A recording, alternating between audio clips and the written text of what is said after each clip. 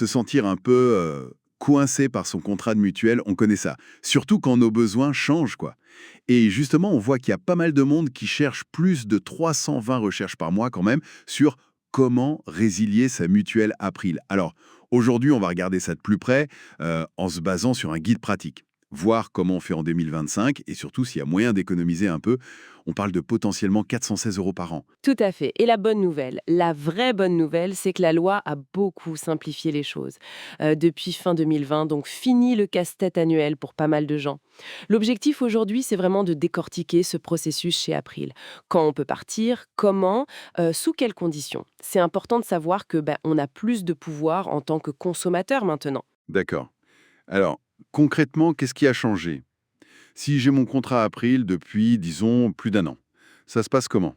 Là, c'est là que c'est devenu beaucoup, beaucoup plus simple.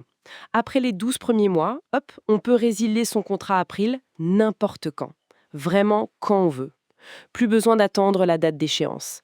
C'est ça qu'on appelle la résiliation infra-annuelle. Infra-annuel, d'accord. Voilà, et surtout sans donner de motif et sans aucun frais. Zéro pénalité. Ah oui, ça c'est clair. Ça redonne de la flexibilité, carrément. Et si le contrat a moins d'un an, par contre, là j'imagine faut une bonne raison. C'est exactement ça. Avant la fin de la première année, il faut un motif légitime, comme on dit, un changement important dans sa situation. Les classiques, c'est un mariage, un déménagement, si ça change le risque, trouver un boulot avec une mutuelle obligatoire. Ah oui, la mutuelle d'entreprise obligatoire, ça arrive souvent. Voilà. Ou alors adhérer à la complémentaire santé solidaire, la CSS, l'aide de l'État, quoi. Et un point super important, April ne facture jamais de frais pour résilier, même dans ces cas avant un an. C'est noté. Jamais de frais. Et la procédure elle-même, faut toujours la lettre recommandée avec accusé de réception, le truc un peu classique. Alors, ça reste la méthode sûre, on va dire, hein. Le recommandé AR, ça laisse une trace écrite, c'est important. Il faut bien mettre son identité, le numéro de contrat, le motif si besoin, avec le justificatif. L'adresse, c'est April Santé Prévoyance, service résiliation à Lyon. Mais Ah, il y a du nouveau depuis 2023. On peut aussi résilier en ligne, via l'espace client. On parle d'une résiliation en 3 clics. en ligne, en 3 clics. Ça change la donne si c'est vraiment aussi simple. C'est fiable ce truc? Le guide le présente comme une vraie simplification, oui. C'est une obligation légale maintenant de proposer ça pour faciliter les démarches. A priori, c'est fait pour être direct. Mais bon, comme pour tout en ligne, faut quand même vérifier qu'on a bien reçu une confirmation, hein, pour être sûr. Logique. Et une fois qu'on a fait la demande, les délais, c'est souvent là que ça coince un peu ou qu'on s'inquiète. C'est effectif quand? Très juste, c'est un point clé. Si on résilie après 12 mois, donc à tout moment, ça prend effet 30 jours après qu'Apri ait reçu la demande. Un mois, quoi. Si on passait par l'échéance annuelle, mais bon, c'est moins courant maintenant, le préavis restait de 2 mois. Mais là, c'est surtout 30 jours qu'il faut retenir. 30 jours, d'accord. Et le truc à ne surtout pas oublier dans tout ça, le piège à éviter. Le piège numéro 1, se retrouver sans couverture santé. Même pas un jour.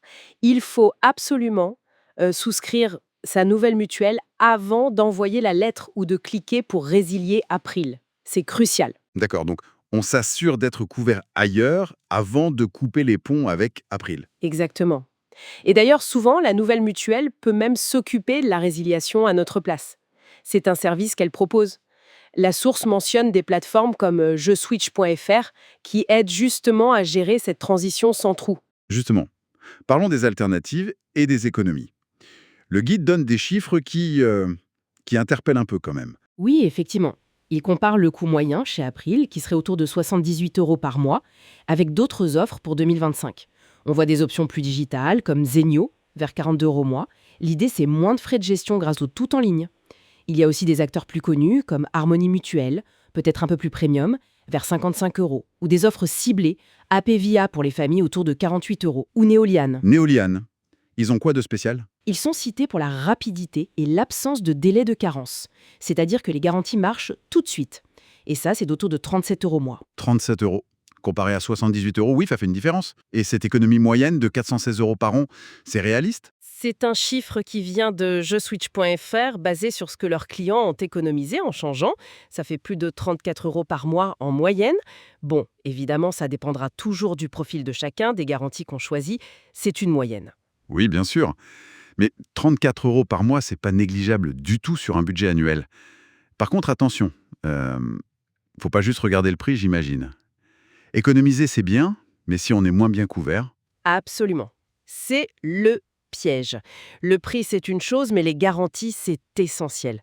Il faut regarder de près les remboursements, l'optique, le dentaire, une hospitalisation. Surtout les dépassements d'honoraires aussi. Une petite économie mensuelle peut coûter cher si on a un gros pépin de santé. Ah, et autre chose, pensez à demander le remboursement des cotisations payées d'avance à April. Ils ont 30 jours pour rendre l'argent après la résiliation effective. D'accord. Et si jamais, après, il dit non? Si on est bien après un an, on envoie tout comme il faut et il refuse. Ça arrive. Après 12 mois, pour une résiliation infra-annuelle, un refus serait illégal. Clairement. Si ça arrive, il faut contester, bien sûr, avec les preuves d'envoi et de réception. Et si ça bloque vraiment, il y a le médiateur de l'assurance qu'on peut contacter. Ok. Donc, le maître mot, c'est vraiment de comparer.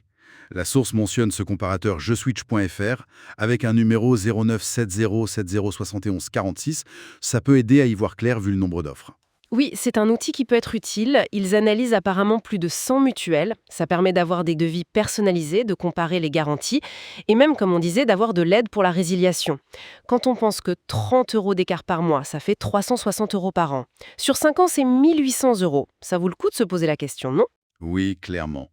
Bon, pour résumer tout ça, après un an chez April, on peut partir quand on veut. C'est la règle. 30 jours de délai, par courrier recommandé ou en ligne, et sans frais.